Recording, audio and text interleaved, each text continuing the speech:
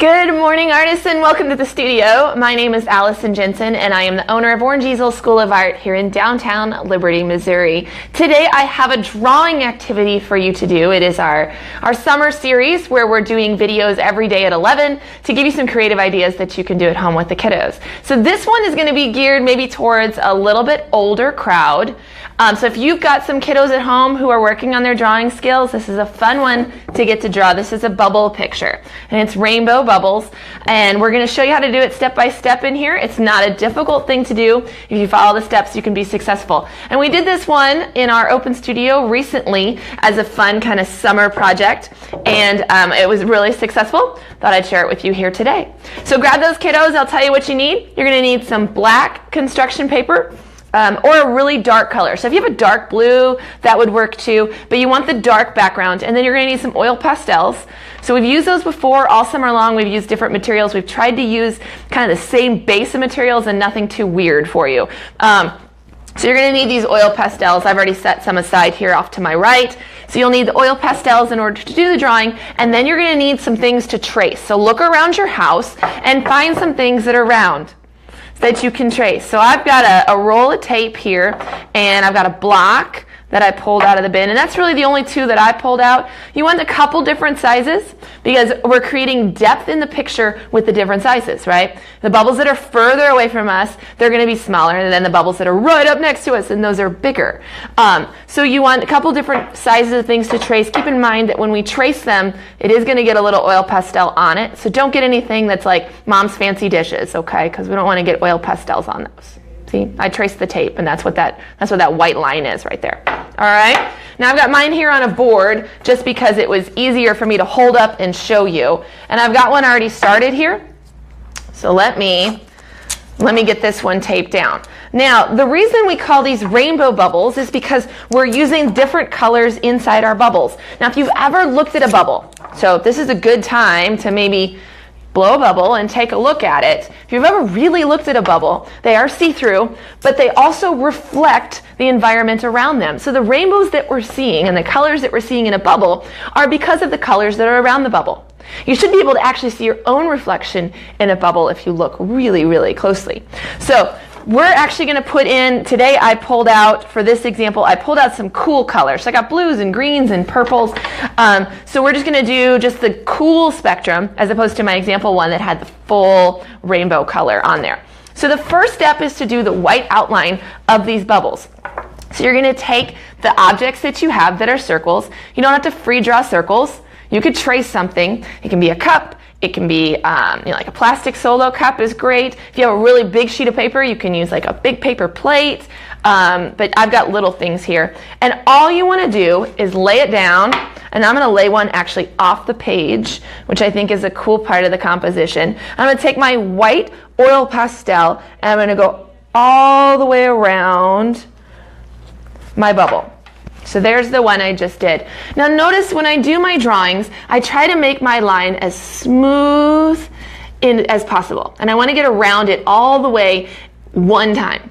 The hard thing about tracing with kind of a thick crayon or a thick oil pastel is it varies depending on if I've got it like right next to what I'm tracing or if I'm a little bit off of what I'm tracing. So you want to keep it the same distance all the way around and try to get it in one line around. Bubbles are light and they're delicate, so that outside edge makes a difference. So try to get it. If you've got a white charcoal pencil, this is a great application for that too. But I didn't want to add another supply. So if you've got a white charcoal pencil from a sketching set, this is a great thing to use for the outline of that bubble because it gives you that really delicate line around it. But if you don't, just use the white pastel. All right. So we're using oil pastels, not chalk pastels. You can use chalk, they're just not quite as vibrant. So, all right, so we're going to take this white, and the first thing we're going to do is we're going to put in those big highlights in the white.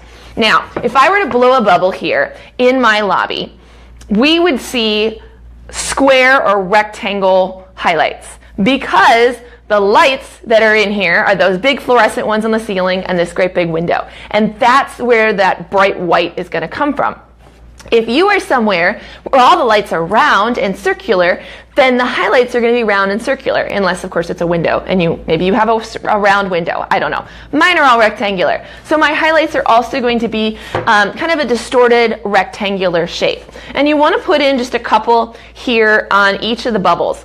Now, if this bothers you, because we're kind of making it up, right? We don't have anything really to look at. If this bothers you, I recommend that you blow a bubble and take a look and really practice your powers of observation, and you can see what those highlights look like. But as it is, we are just going to go through. I wouldn't be opposed to doing that, except for on camera, you're not going to see it anyway. So there we got a couple there. Let's come up here. Now my bubbles in this picture, they are all existing in the same environment. And so they all are going to have similar reflections to them, correct? Because, they're all in the same place. So in my brain, scientifically, that means they have very similar highlights going on. Smaller bubbles, smaller highlights. I think it's proportional. So let's get some highlights on here. Of course, I picked like the smallest white oil pastel here. So there we go, we're almost done. I gotta do this one up here. I'm pushing really hard here because I wanna leave a nice opaque white mark on each of my bubbles. There we go. So now we're gonna add some colors. And so let's imagine whatever room that these bubbles are in, they're going to reflect the colors that are in that room. And today I'm just gonna use, on this example, I'm gonna use some cool colors. So I've got a really pretty blue and a really pretty green. I'm going to start with, I'll start with the green because I think you'll be able to see it really well on camera. And you're going to do, I do all the green and then I'll switch colors and I'll do all the blue. And that way all my bubbles kind of look the same, right? So the marks in the smaller bubbles, they're going to be smaller than the marks on the bigger bubbles, but they're all going to have the same color scheme.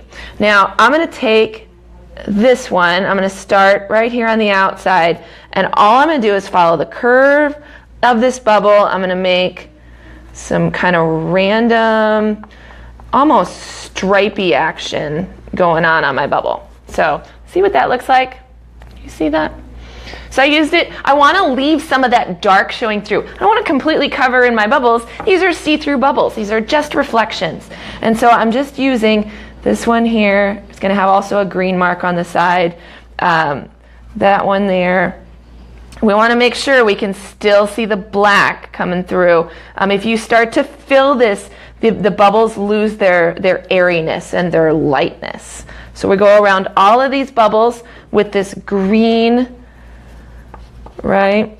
Kind of similar placement that I'm doing, although not exactly the same. This is a very forgiving project, okay? All right, let's go in with a different color just for fun. We're gonna go in with a blue. This is kind of a turquoisey blue. I'm gonna go right in here with my second color. Now, again, I'm following kind of the shape of the bubble. I'm not going like across the bubble, it's going around the bubble so that we keep that kind of round distortion, right? So anything that's reflecting in this bubble is distorted on the surface of the sphere. We're not drawing anything concrete on here. That would be crazy. If you like that kind of stuff, I recommend you look up the artwork of M.C. Escher. I don't know if you're familiar with Escher, but that would be a great one for the kids that kind of like that. Check it out. He's got a great piece of art that's actually a self-portrait that is a reflection of him in a sphere. So he's holding a sphere and it's his reflection, and it's distorted and kind of mind-blowing. So check that out. These are just colors, though. We're not drawing portraits in these bubbles. That would be advanced, right? All right, so I've got a lighter color here. I'm going to just go around. This is a really light blue that we're going to kind of go around the bubble with,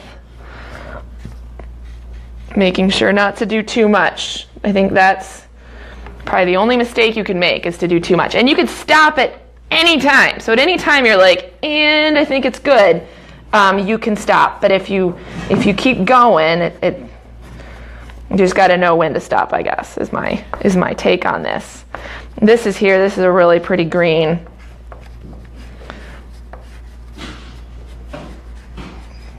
kind of hard to draw upside down. All right, so let me show you what I got so far. This is my, I kind of missed this one a couple times. Let's get in there. This little one that overlaps, right? He needs some shape. There we go. There we go. There's kind of our blue and green bubbles. Let me take off the tape. Like I said, the only reason I had it taped down was because it's easier to hold it up and show you guys. You do not have to have it taped to a surface by any means, but that's why I did. So let me show you both of my pictures side by side, 2 different versions, one in a rainbow and one in kind of this bluey greeny color scheme. You can follow any color scheme you want on these bubbles, and you can put as many as you want on a page. I mean, you could fill this page with bubbles, or you could have a minimalist approach kind of like this one. So here's a fun drawing that you can do today, and like I said, if you want to get outside or inside and blow some bubbles and actually take a look at the reflections that you see, what a great STEM activity for those kids today, along with some art. So have fun with this one. The only thing you need are some oil pastels and some dark paper and some circles to trace. So I hope you enjoy this one for our fun Friday creative summer activity. Now next week we'll come at you Monday, but Tuesday, Wednesday, and Thursday will have to be recorded because I'm going to be in Chicago. I've got tickets to a Cubs game.